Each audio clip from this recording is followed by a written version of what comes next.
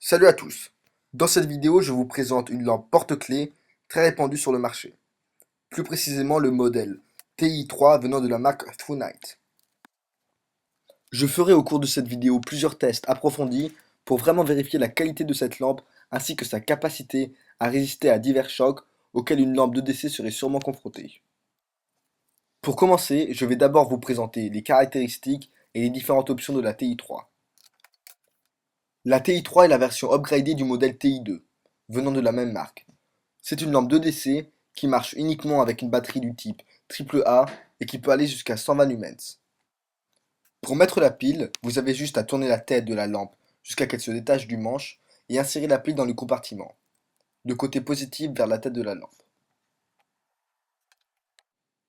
Comme je vous l'ai dit, la TI3 est une lampe porte-clés.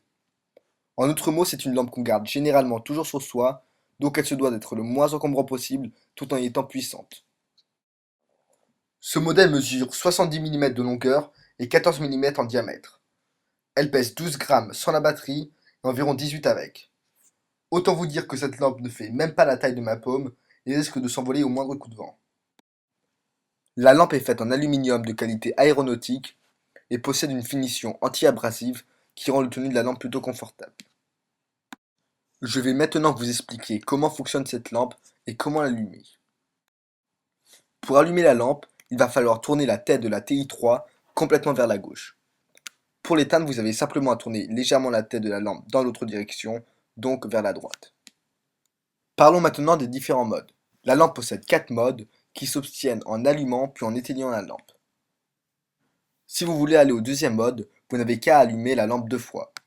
Donc, tournez la tête de la TI3 une fois vers la gauche, puis vers la droite pour l'éteindre, et encore une fois vers la gauche pour la rallumer, et vous aurez obtenu le deuxième mode. Traduit en français, le premier mode s'intitule la luciole. C'est le mode le plus bas.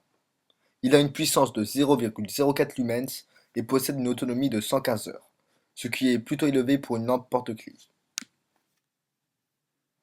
Le deuxième mode est le mode bas.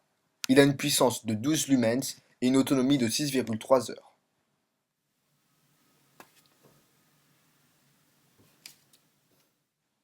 Le troisième mode, qui est le plus puissant, est le mode élevé.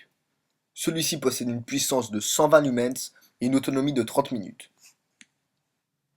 D'un côté, vous pouvez voir que l'autonomie a drastiquement diminué, mais d'un autre côté, c'est vraiment rare de trouver sur le marché une lampe 2DC qui va jusqu'à 120 lumens et qui marche avec une pile du type AAA.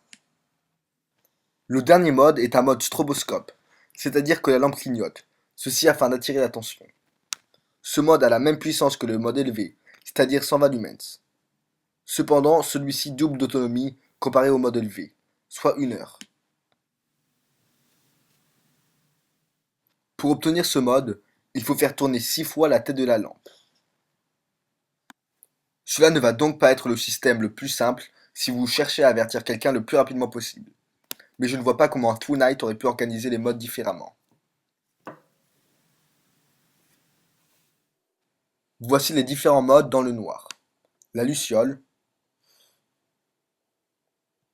puis mode bas, puis mode élevé.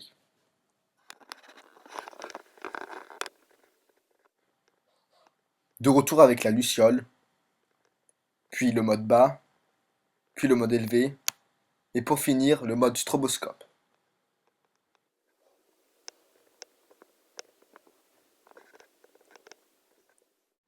La lampe possède également une attache amovible qui permet de l'attacher à une ceinture, une poche, une attache molle et bien d'autres.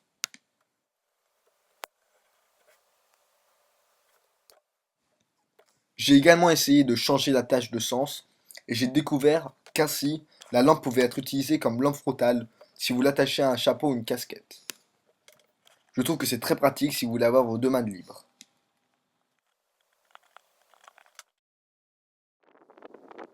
Je vais maintenant faire tomber la lampe sur de la pierre à une hauteur d'environ 1,80 m afin de voir si elle résiste au choc. J'ai choisi de faire tomber la lampe contre de la pierre car vous ne trouverez pas de surface plus robuste que ça dans la nature. De cette manière, si la lampe résiste à ces tests, elle résistera forcément à chacune des chutes dans la nature.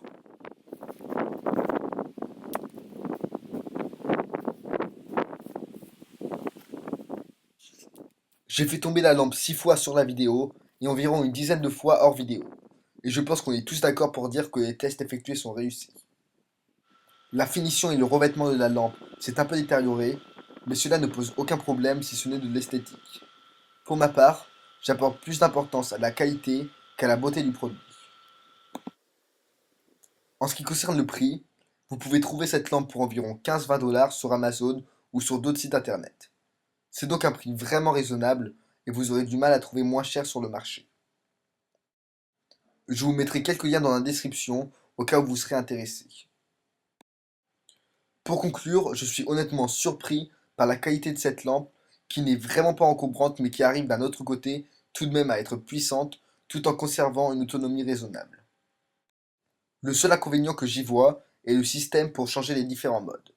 J'aurais préféré un bouton à l'arrière de la lampe, mais ce n'aurait pas été possible sur ce modèle car le diamètre de la lampe est trop faible. Pour moi, l'avantage principal de cette lampe est le fait qu'elle marche à partir d'une seule pile du type AAA. Toutes les autres lampes 2DC que je possède marchent avec des piles plates, ce qui est très cher et difficile à se procurer. Je recommande donc cette lampe pour tous ceux qui recherchent une lampe porte-clés fiable.